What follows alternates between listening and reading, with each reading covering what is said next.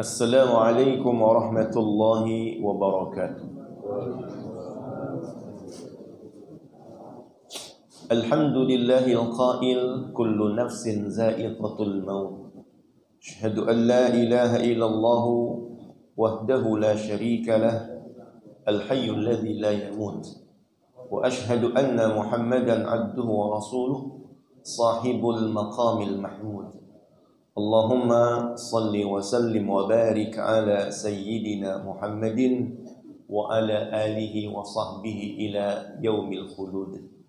Amma ba'du fa inni usikum wa nafsi bi taqwallah faqad fazal muttaqun. Iktida'an bi kitabillahi al-aziz kama qala ta'ala ya ayyuhalladzina amanu taqullaha haqqa tuqatih wa la tamutunna illa wa antum muslimun. Wa'lamu anna Allah subhanahu wa ta'ala yaqul fi dunya wal akhirah wa yas'alunaka 'anil yatama qul islahul lahum khair wa in tukhalituhum fa ikhwanukum wallahu ya'lamul mufsida minal muslih walau syaa Allahu la'anatakum innallaha azizun hakim. Wa qala an-nabiy sallallahu alaihi wa alihi wasallam ana wa kafilul yatim kahataini fil jannati. Sadaqallahul azim wa sadaqa rasulullahil habibul karim. Segala puji adalah milik Allah, zat yang maha hidup dan tak akan pernah mati. Dialah yang menghidupkan dan dia pula yang mematikan. Kita hidup dihidupkan oleh Allah, dan apabila ada orang mati itu karena dimatikan oleh Allah. Allah subhanahu wa ta'ala hidupnya tak bergantung dengan apapun. Semua bergantung kepada Allah. Kita banyak ketergantungan dengan benda-benda. Oleh karena itulah kita suka pergi ke pasar, belanja makanan. Kenapa? Karena kita butuh dan bergantung kepada makanan. Namun demikian, Nabi pun memberikan arahan, kalaupun harus ke pasar, membeli keperluan, jangan lupa zikir, ingat kepada Allah subhanahu wa ta'ala. Man dakhala suq, barang siapa masuk pasar, lalu dia berdoa, la ilaha illallah wahdahu la syarika lah, lahul mulku wa lahul hamdu yuhyi wa yumit wa huwa hayyun la yamut biyadihil khair wa huwa ala kulli syai'in qadir. Allah catat untuk orang ini alfi hasanah, 1.000.000 kebajikan. Wa maha anhu, Allah hapus dari orang ini alfi sayyi'ah, 1.000.000 keburukan dan kesalahan. Wa rafa'a lahu, dan Allah angkat untuk orang ini alfi darajah, 1.000.000 derajat.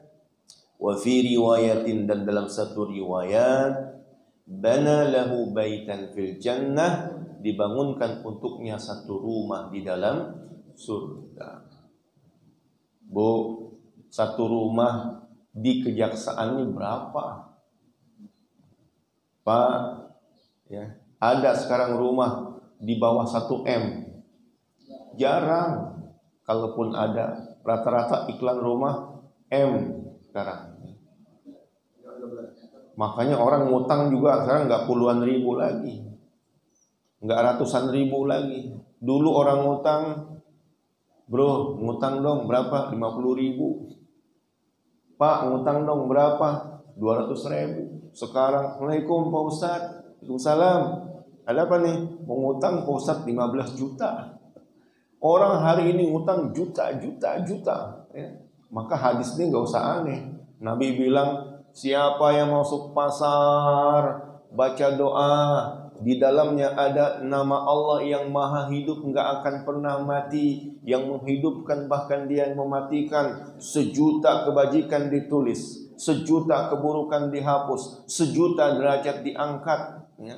Ini hadis ini cocok banget untuk zaman sekarang, di mana orang udah ingatnya jutaan semua. Gitu. Bapak Ibu saudara-saudari dirahmati Allah Subhanahu wa ta'ala. Mudah-mudahan salawat dan salam ini senantiasa sampai dan melimpah kepada Nabi kita Muhammad sallallahu alaihi wasallam. Yang ketika hidup dia sudah diingatkan oleh Allah bahwa dia akan mati. Innaka mayyitun. Sesungguhnya engkau akan mati. Jadi kita jangan tersinggung kalau ada orang yang ingetin tentang mati. Nabi juga bakal mati. Yang disinggung bakal mati, yang menyinggung bakal mati juga, sama. Jadi nggak usah tersinggung. Jangankan presiden, menteri, gubernur, nabi juga kata Allah innaka mayyitun. Jangankan itu bupati, wali kota, ya, camat. Terusin kan nih sampai RT kan nih terusin. Terusin. Jangankan bupati, wali kota, camat, lurah, RW, RT, semuanya bakal mati. Ya. Yang disinggung mati, yang nyinggung ustadznya juga mati juga. Innaka mayyitun wa innahum mayyituna. Karena enggak ada satupun orang kata Allah yang kami buat kekal. Wa ma ja'alna li basyarin min qablikal khulda. Enggak ada manusia yang kami buat kekal. Afa in mitta fahumul khalidun. Kalau kamu mati, lalu apakah mereka lantas akan hidup? Tidak.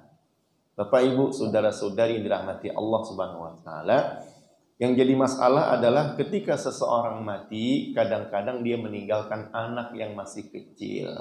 Bapaknya boleh berhenti kehidupan di dunia, lanjut untuk menyongsong kehidupan di akhirat, tetapi anaknya jangan sampai ikut. Meskipun dia masih kecil, diupayakan dia bisa berlangsung kehidupannya. Oleh karena itulah anak-anak yang ditinggal mati oleh bapaknya menjadi perhatian di dalam Islam. Orang-orang Islam di masa awal, di zaman Nabi Muhammad SAW, yaitu para sahabat radhiyallahu anhum ajma'in, mereka punya perhatian dengan anak-anak yatim. Ini bulan Muharram, saya coba sesuaikan tema pengajiannya dengan apa yang ada di bulan Al-Muharram. Ya, nanti sore saya diminta untuk membagikan santunan untuk anak-anak yatim di sebuah masjid. Kemarin juga saya diminta untuk berbicara tentang tema yang sama, di balik kesuksesan, di balik layar kesuksesan yatim.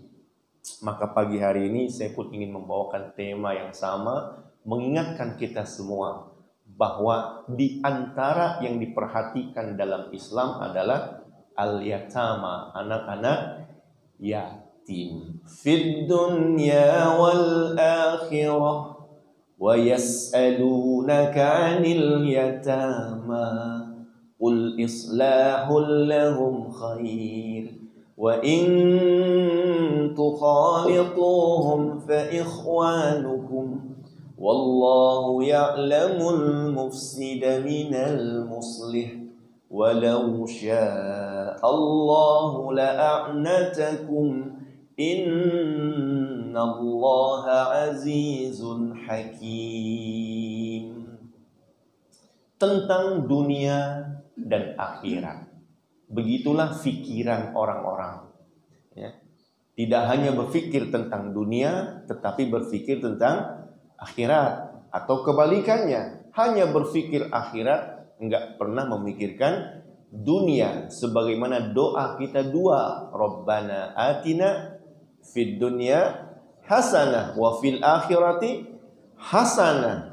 Kalau doa kamu dua, dunia dan akhirat, maka usaha dan fikirmu juga dua, yaitu dunia dan akhirat. Allah Subhanahu wa taala mengingatkan, wabtaghi fima ataqallahu daral akhirah wa la tansa nasibaka minad dunya. Cari akhirat, jangan lupa bagianmu, yaitu dari kehidupan dunia ini. Dan di antara memikirkan akhirat adalah memikirkan kelangsungan hidup anak yatim di dunia. Ya. Jadi di antara berpikir tentang kehidupan kita di akhirat adalah memikirkan kehidupan anak yatim di dunia. Karena Nabi Muhammad mengatakan, ana wa kafilul yatim kahataini fil jannah. Saya dan anak-anak Dan saya dan penanggung jawab yatim seperti ini di dalam surga. Ternyata ngomongin akhirat, ngomongin surga, Nabi membahas tentang kehidupan anak yatim di dunia. Begini, Bapak kalau foto gimana selama ini? Begini ya, satu, tauhid Pak Ustaz. Atau begini, senyum. Ibu-ibu yang suka begini Bu ya, kalau foto ya. Saya kira dulu Pak, kalau perempuan-perempuan kalau moto begini siap jadi yang kedua. Atau Pak Sabzu begini, siap.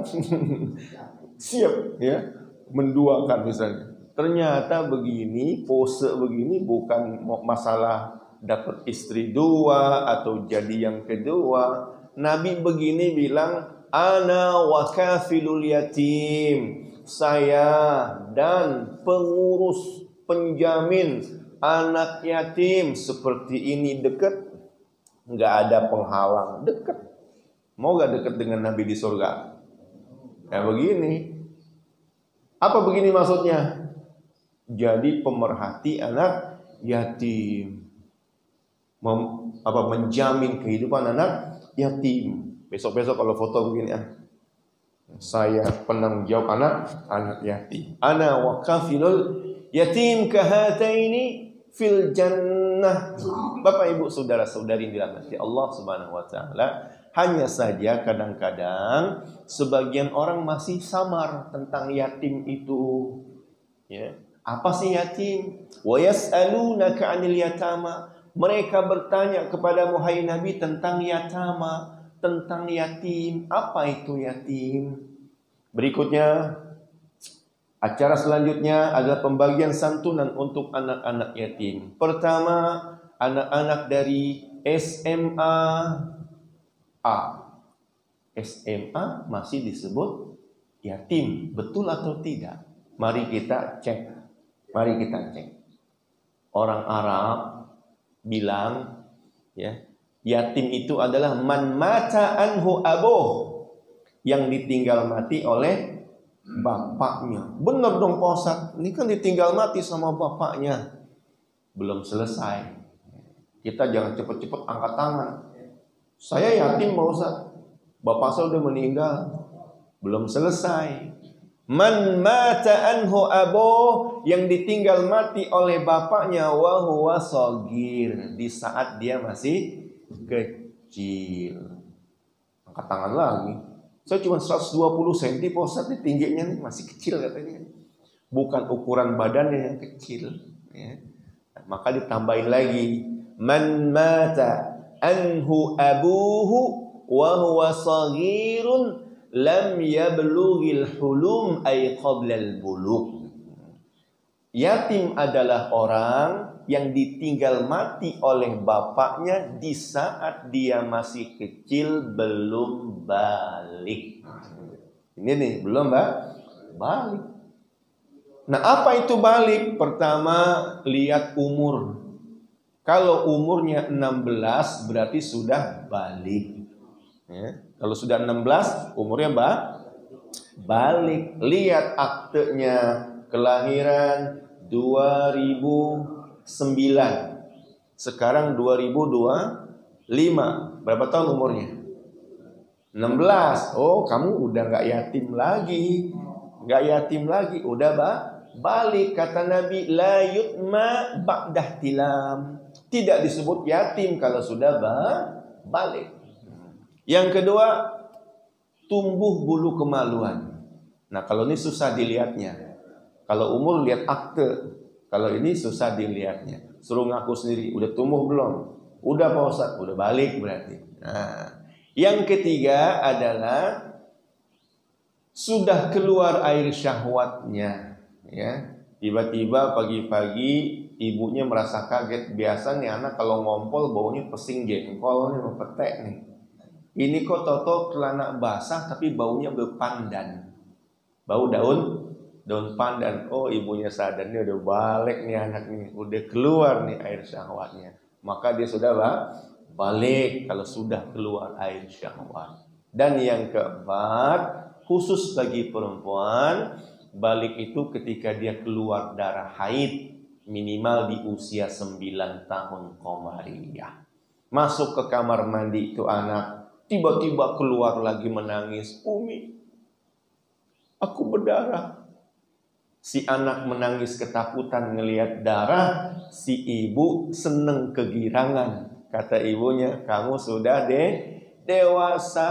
Itu darah namanya darah haid. Sekarang kamu gak boleh lagi tinggalin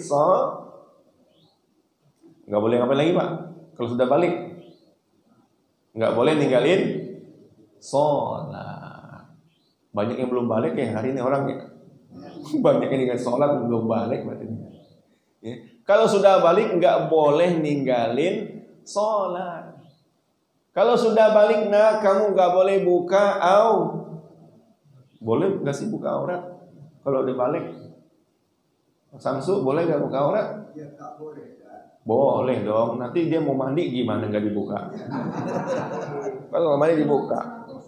Mau buang air besar gimana kalau nggak boleh dibuka? Ya.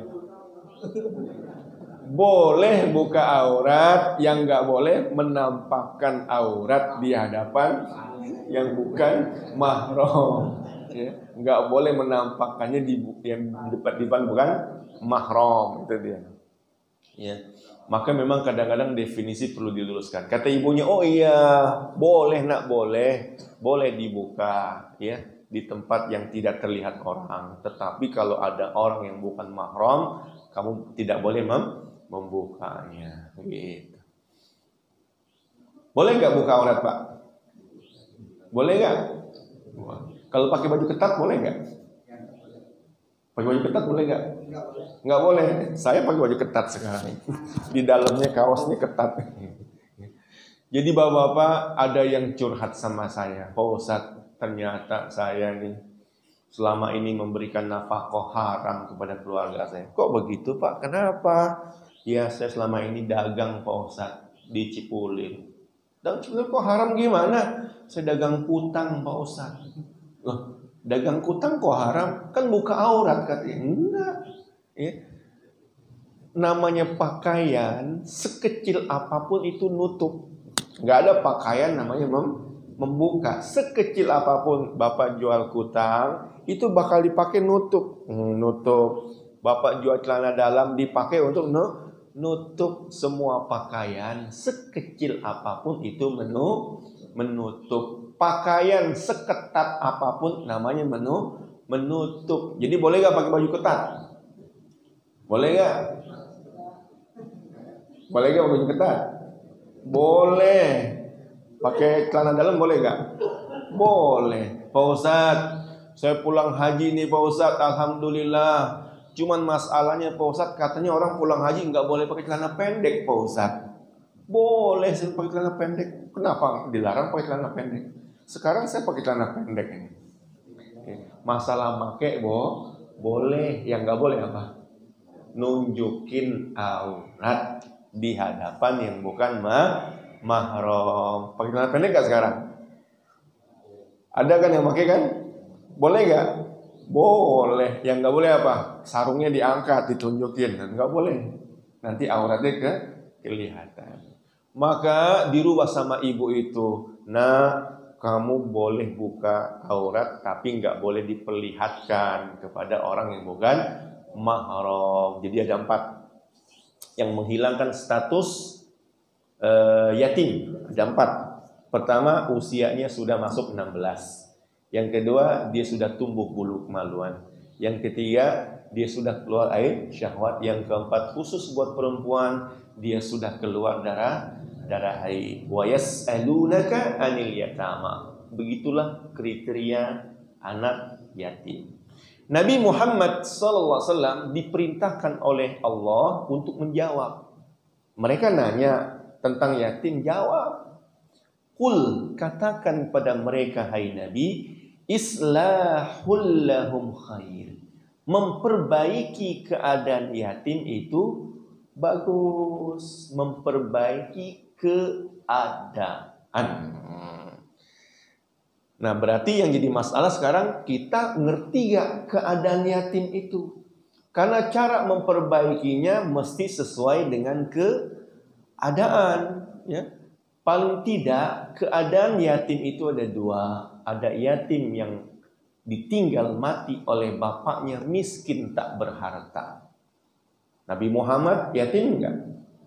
Yatim, tetapi kondisi tak berharta waktu kecil.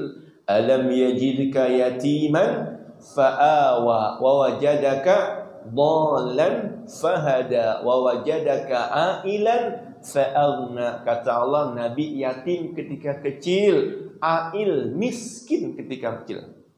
Karena bapaknya tak tinggalkan warisan apapun kecuali seorang budak, ya. Dikit sekali Nabi mendapatkan warisan dari bapaknya. Nabi Musa yatim tidak waktu kecil? Ada yang kenal nggak Pak dengan bapaknya Nabi Musa? Di Quran Allah nggak cerita tentang bapak, cerita tentang ibu. Wa auhayna ila ummi Musa, kami bisikkan kepada ibunya Musa, kami berikan ilham kepada ibunya Musa. Loh, bapaknya mana? Padahal Musa waktu itu masih bayi, ya, terancam dengan Fir'aun yang buat keputusan semua bayi Bani Israel mati, ya, penggal kepalanya. Tetapi Allah mengatakan ibunya Musa. Maka kata ulama, berdasarkan cerita Quran yang tidak menyebutkan bapak Nabi Musa dan hanya menyebutkan tentang ibu Nabi Musa, berarti Musa itu yatim. Muhammad sallallahu alaihi wasallam yatim. Musa alaihi salatu wasallam yatim. Dan Nabi Isa juga adalah seorang yang tidak memiliki bapak. Ibunya juga adalah yatim. Orang-orang besar banyak yang ketika kecil mereka adalah yatim. Enggak apa-apa ayah meninggal, tetapi ibu seorang perempuan ini bisa jadi di balik layar kesuksesan yatim. Jadi selama masih ada ibu, masih tersenyum ibunya di saat dia berkeringat, capek, lelah mengurus anaknya yang yatim, masa depan si yatim akan terlihat terang selama masih ada ibu. Bapak Ibu saudara-saudari dirahmati Allah Subhanahu wa taala, maka ya ada anak yang yatim tak berharta, tapi ada juga anak yatim yang memiliki harta, kaya dia. Kaya, maka cara memperbaiki yang seperti ini beda. Beda caranya. Caranya apa? Caranya seperti di dalam surat Al-Kahfi. Berada di dalam surat Al-Kahfi. Nabi Musa naik perahu. Kemudian perahunya dilobangin sama Nabi Khidir. Nabi Musa bilang, kita naik perahu ini gratis, nggak bayar. Kenapa kita berlaku buruk kepada pemilik perahu? Kenapa dilubangin? Kata Nabi Khidir, gak usah banyak tanya, kan tadi syarat ikut saya. Ya. Oh iya, maafin saya. Turun dari perahu, lapar, minta dijamu oleh sebuah kampung. Ya, lalu kampung itu menolak untuk menjamu. Enggak, kami enggak mau terima tamu. Ya, ditolak. Nabi Khidir langsung pergi. Ya, kata Nabi Musa, ya kenapa kita enggak membujuk? Kenapa kita tidak lagi meminta? Ya, dengan orang kampung itu, kita kan musafir, berhak menerima bantuan, berhak menerima jamuan, gitu. Diam. Kata Nabi Khidir, gak usah tanya-tanya. Nah, sebelum keluar kampung, ya, ada rumah rubuh, temboknya runtuh, nggak disuruh, nggak diminta, Nabi Khidir langsung bangunin tuh rumah. Ternyata Nabi Khidir punya skill juga di bangunan, ya, pandai dia. Sebagaimana ada Nabi yang jago ngejahit, ya kan? Ya, Nabi siapa tuh Pak? Pak Samsu kenal nggak? Ada Nabi, di samping Nabi pandai menjahit. Di samping Nabi pandai membuat kapal, Nabi Nuh, Nabi Idris. Ada Nabi pandai bikin rumah, siapa? Nabi Khidir. Di Quran disebutin langsung dibangun sama Nabi Khidir. Jadi kalau kita punya anak pandai agama dan ternyata masih bisa menguasai yang lain, nggak apa-apa. Pak Ustadz, anak saya hafiz Quran, tapi jadi dokter. Hafiz yang dokter, hafiz yang pilot, hafiz yang engineering, insinyur, nggak apa-apa, boleh. Nabi-nabi punya skill, punya kemampuan. Nabi Muhammad pandai berbisnis dan berdagang. Ya. Bapak Ibu saudara-saudari dirahmati Allah Subhanahu wa taala. Dibangunkan rumah itu oleh Nabi Khidir. Nabi Musa pun mulai nggak sabar nanya lagi. Kenapa kita nggak minta upah? Tadi kita minta makan aja nggak dikasih. Ini udah dibangunin rumah, masa kita nggak minta upah? Disitulah Nabi Khidir mengatakan, ammal jidar, adapun tembok rumah yang hancur ini, yang sudah roboh ini, fakana ligulamain yatimain, punya 2 anak yatim. Ini kalau anak yatim punya rumah, kaya nggak nih kira-kira? Kaya nggak kira-kira punya rumah? Ya kaya, jangankan rumahnya itu 1 M, ya. Ada ibu-ibu minta tolong Pak Ustadz, tolong beli rumah saya Pak Ustadz. Rumah itu mau dijual berapa? 180 Pak Ustadz, 180 juta. Berapa itu luasnya rumah? 3 kali 7 Pak Ustadz. Rumah 3 kali 7 diminta 180 juta. Nah, berarti semeternya berapa itu? Ya, 6 juta ya berarti. 6 jutaan semeter, 6 juta. Kenapa Bu minta dijual 180 juta? Boleh nego gak? Boleh. Boleh deh Pak Ustadz, dan nego dah. Udah kepepet Pak Ustadz. Ini sertifikatnya udah disekolahin katanya. Ini kalau gak dibayar utang saya nih bisa ditarik nih rumah saya nih. Diambil katanya. Memang kalau saya beli 150 juta, saya beli nih 50 nih, saya tawar ya. Emang ibu akan longgar? Longgar Pak Ustadz. Longgar gimana tuh caranya Bu? Nanti Pak Ustadz itu 40 juta saya bayar utang. Tinggal 110 ya. Nanti yang 10 juta saya kasih anak buat beli motor, buat yang ngojek katanya. Terus 100 juta buat apa? Nanti Bu tinggal di mana? Pak Ustadz, saya udah lihat rumah di Bogor ada 100 meter cuma 80 juta. Di Bogor katanya rumah 100 meter 80 juta. Masih sisa gak kayaknya? Masih sisa ternyata 20 juta buat modal dagang saya katanya. Nah, jadi 180 juta aja, 150 juta aja tuh rumah itu udah bisa punya lebih tabungan. Bayangkan kalau rumahnya di kota 1 M misalnya. Ammal jidar fakana li gulamain yatimaini fil Madinah. Ini rumahnya bukan di desa nih, rumahnya di kota. Ini anak yatim punya rumah. Ditambah kata Nabi Khidir, wa kana tahtahu kanzun. Ini di bawah tembok yang saya bangun nih ada harta simpanan. Ada harta simpanan. Orang dulu nyimpennya apa kira-kira? Nyimpennya rupiah atau emas kira-kira? Emasnya berupa apa kira-kira? Cincin, anting, atau batangan orang tua. Oh, koin-koin dinar misalnya, ya, dinar atau emas-emas batangan, harta simpanan. Ya. Emas segramnya aja 2 juta. Kalau tadi sebut dinar 4/4 gram kali 2 juta, udah 8. Tambah seperempatnya berapa? 500, 8 juta setengah. Ya. 1 doang tuh. Kalau harta simpanan nggak mungkin 1, pasti banyak. Wa kana tahtahu kanzun, di bawahnya ada harta simpanan. Dan untuk orang tua yang tidak egois, tak hanya memikirkan dirinya yang berangkat ke akhirat, tapi mikirin anaknya yang masih hidup di dunia, dia kasih simpenan. Kata Allah, wa kana abuhuma salihah, bapaknya soleh.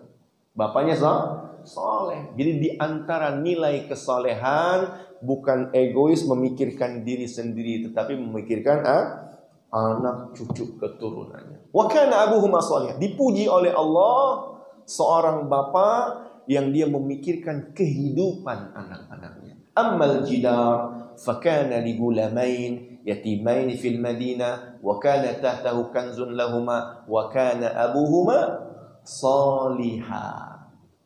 Nah, yatim yang seperti ini beda cara memperbaikinya. Gimana cara memperbaikinya?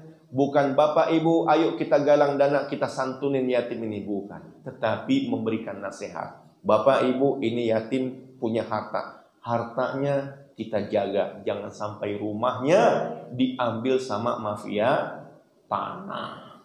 Kita jaga hartanya, jangan sampai diambil oleh pencuri. Nah, misalnya seperti itu. Itu begitu caranya. Bukan diberikan santunan, tapi dijaga yang sudah ada. Dia lihat sekarang. Oh, ini anak rekening bapaknya 100 juta dia dapat warisan. Ini 100 juta sekarang rupiah, ditunggu anaknya 15 tahun lagi ke depan, itu kira-kira nilainya sama atau tidak? Beda. Naik atau turun? Turun. Maka untuk konteks anak ini bukan disantuni karena hartanya otomatis akan berkurang dan habis. Caranya rubah. Ini anak nih duitnya dirubah nih. Dirubah apa?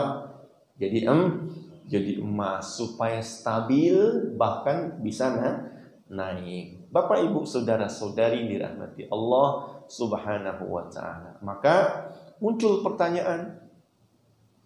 Jadi kalau yatim yang miskin gak punya harta, itu bagaimana? Kalau punya harta bagaimana? Pertama, setiap orang kalau dia punya harta, maka biaya hidupnya itu wajib atas dirinya sendiri. Dengan hartanya sendiri. Setiap orang yang punya harta. Anak kecil punya harta, ya dia biaya hidup dari hartanya sendiri. Boleh bapak ibunya ngambil dari harta anak itu untuk anak itu juga. Meskipun tidak ditutup akses, bapak dan ibu tetap biasanya kasih sayangnya bercurah-curah, berlimpah kepada anak. Tetapi semua yang punya harta menanggung biaya dirinya sendiri. Lalu kalau nggak punya harta gimana? Ditanya, fiman tajibu nafaqatul yatim, ya. Kepada siapa kewajiban memberikan nafkah kepada yatim?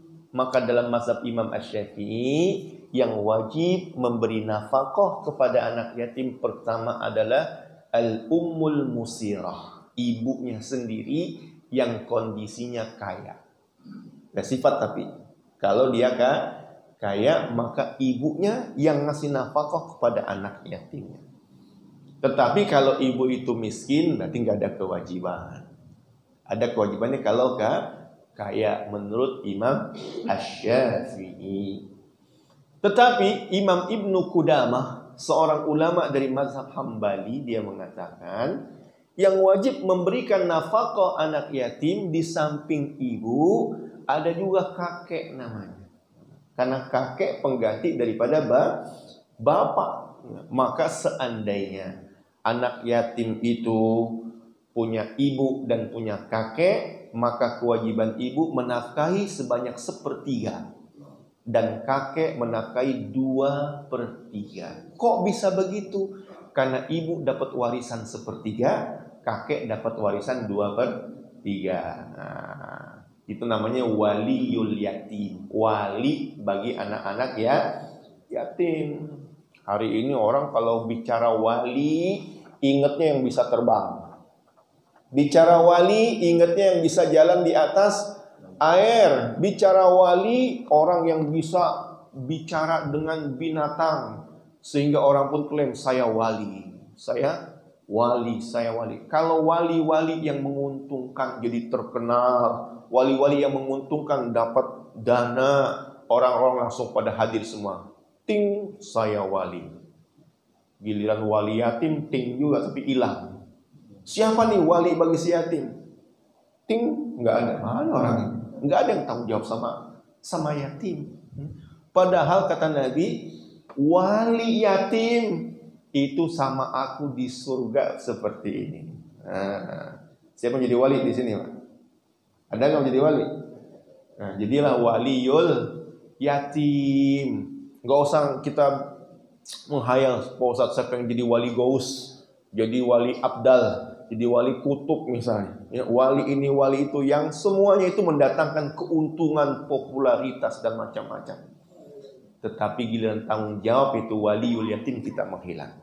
Padahal kata Nabi, aku dan penanggung jawab yatim seperti ini di dalam surga. Maka walinya adalah ibu dan kakek. Makanya di dalam Islam kalau kita belajar tentang warisan, jangan disendirikan kecuali digandeng dengan belajar tentang nafkah.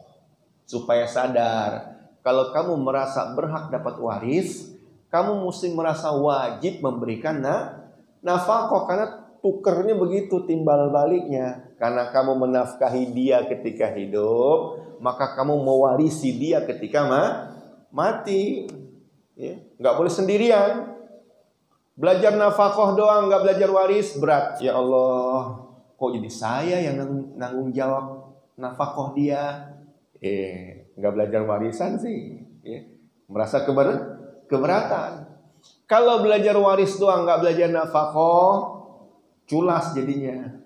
Ya, nanti dia ngilang, pas mati baru datang, mana warisan? Ya. Kata dia, saya laki-laki dapat 2, kamu perempuan dapat 1. Giliran bapaknya sakit, si perempuan doang yang ngurusin. Laki-lakinya ngilang. Mesti belajar 2, nafkah dengan waris. Nah, Bapak Ibu saudara-saudari dirahmati Allah Subhanahu wa taala. Dan ternyata kata ulama, masalah perwalian yatim ada 2 juga. Wilayatan, ada 2 wilayah. Pertama, wilayah ala nafs, tentang diri yatim. Yang kedua, wilayah alal mal, perwalian tentang masalah harta anak yatim. Kalau tadi disebutkan ibu menafkahi anak, lalu apakah ibu mengurus harta? Tidak. Dalam mazhab, ya, yang mengurus harta anak yatim kalau bapaknya meninggal adalah kakeknya. Kakeknya yang ngurus harta anak yatim. Kemudian kalau kakeknya meninggal juga, yang ngurus adalah hakim. Kenapa? Hakim dikontrol oleh masyarakat. Ya, dia tidak bisa bertindak sewenang-wenang.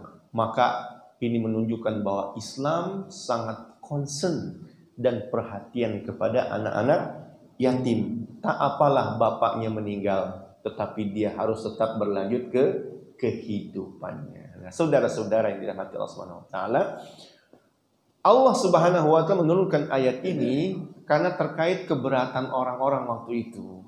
Kata mereka, ini kita melihara anak yatim, boro-boro nambah pahala, ini nambah dosa kita katanya. Hari ini juga begitu, orang takut. Pak Ustadz nggak berani saya ngurus anak yatim, bukan nambah pahala, nambah dosa. Kenapa? Bandel Pak Ustadz. Anak yatimnya bandel, takut. Gitu. Orang-orang dulu juga begitu, takut ngurus anak yatim. Kata Allah, wala taqrabu malal yatim, enggak boleh dekat-dekat harta anak yatim. Innal ladzina ya'kuluna amwalal yatama zulman innama ya'kuluna fi butum nara. Yang makan harta anak yatim masukin api ke dalam perut. Mereka takut. Ya Rasul, kami takut. Sejak saat itu sahabat Nabi yang melihara anak yatim bikin bakul nasinya 2. Bahasa kita nih, bakul nasinya 2. Ini bakul nasi kita, ini bakul nasi yatim. Ya, tekonya 2. Ini tekok kita buat minum, ini tekok anak yatim. Kenapa? Gak boleh bercampur. Kalau bercampur kita makan api, kita minum api. Akhirnya ini susah. Jadi susah. Nah, ketika mereka susah seperti itu, mereka ngadu sama Nabi, ya Nabi, kok kayaknya kita miara yatim jadi susah nih, gitu. Ya, kita pisahin makanan. Ternyata tuh si yatim nggak habis makanannya. Kita mau makan, takut makan api. Kita biarin dia basi, busuk, sayang mubazir. Gimana nih ya Rasul? Gimana nih? Dilema kami pisahin yatim, kesian yatimnya. Kami campur, kasihan kami yang takut kemakan. Maka Allah berfirman, wa in tukhalituhum fa ikhwanukum. Kalau kalian bercampur dengan yatim itu saudara kamu sendiri. Ya, boleh gak makan harta anak yatim? Boleh gak? Makan harta anak yatim, boleh gak, Pak? Boleh. Benar nih. Bingung kan kita kan? Nah, gitu. Dibilang boleh kok kata Allah makan harta anak. Orang-orang juga bilang, harta anak yatim dimakan. Ya, dibilang nggak boleh gimana? Dibilang boleh gimana? Ya. Ya. Kita kalau bertamu ke dia kan disuguhin minuman juga, nggak berani minum nih. Anak yatim katanya, nggak berani makan kuenya, anak yatim. Kata Allah, man kana ghaniyan falyasta'fif wa man kana faqiran falyakul bil ma'ruf. Kalau terjadi pergaulan, percampuran, makan yang sedikit yang tidak merusak harta yatim, itu enggak apa-apa. Itu enggak apa dalam pergaulan, ya. Enggak apa-apa. Dia ajak anak kita berteman bergaul ke rumahnya, disuguhin minum, disuguhin makanan, boleh enggak dimakan? Boleh kan, harta anak yatim. Boleh selama tidak merusak. Yang kedua, kita ngerubah duitnya jadi emas, pergi berangkat butuh ongkos naik angkot, kemudian aus butuh minum, boleh gak diambil hartanya untuk itu? Boleh, karena kita ngurusin anak yatim. Kata Allah, man kana ghaniyan falyasta'fif wa man kana faqiran falyakul bil ma'ruf. Selama ma'ruf wajar. Yang enggak boleh adalah zalim. Ara'aital ladzi yukadzibu bid-din fadzalika alladzi yad'ul yatim. Apa yad'u? Yad'u artinya yadlim. Orang yang zalim kepada anak yatim, hartanya rusak, habis, hilang, itu yang enggak boleh. Adapun ketika hartanya terjaga, berkembang, itu diperbolehkan. Sehingga Allah mengatakan, wallahu ya'lamul mufsida minal muslih. Wahai orang-orang yang bercampur gaul dengan yatim, Allah tahu mana yang merusak, mana yang memperbaiki. Ayo, kelihatannya kamu perbaiki, ternyata kamu mengeksploitasi yatim. Hati-hati. Ya, gambarannya memperbaiki, ternyata mengeksploitasi. Ini enggak boleh. Sehingga akhirnya Allah mengatakan, walau sya Allah la'anatakum innallaha azizun hakim. Kalau Allah mau, kamu bisa dibikin susah, ribet ngurus anak yatim, tetapi Allah itu maha bijaksana. Allah itu maha mulia. Ya, yang wajar-wajar itu boleh, yang enggak boleh, yang kurang ajar.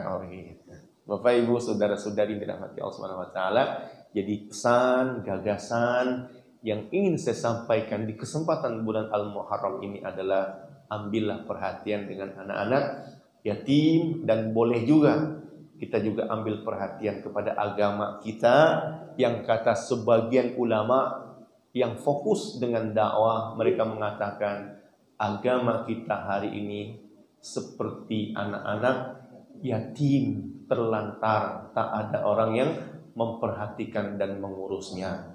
Datang kepada petani, petani mengatakan saya sibuk dengan pertanian saya. Datang kepada pedagang, pedagang bilang saya sibuk dengan perdagangan saya. Sehingga agama mirip seperti anak yatim yang terlantar dan terabaikan. Mudah-mudahan Allah Subhanahu wa taala berikan taufik kepada kita di bulan Muharram ini untuk mengambil satu perhatian kepada anak-anak yatim. Amin. Amin ya rabbal alamin. Wallahu taala a'lamu bis-shawab, wallahu taala al-muwaffiq ila aqwamit thariq. Selanjutnya, jika ada soal atau diskusi, saya persilahkan. Kalau tidak ada, kita segera tutup untuk menyantap hidangan di belakang.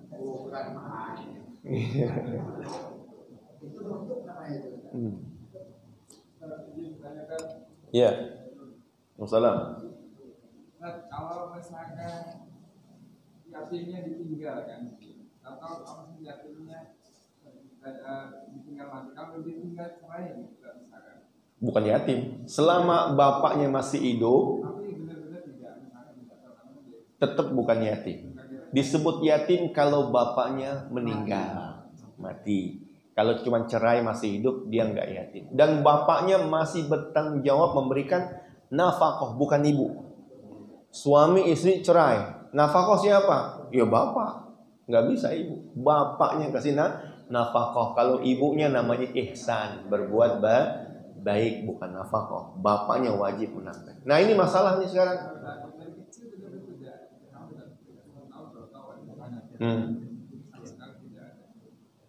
Kalau tidak diketahui kabarnya hidup atau mati, itu minta kepastian dari hakim.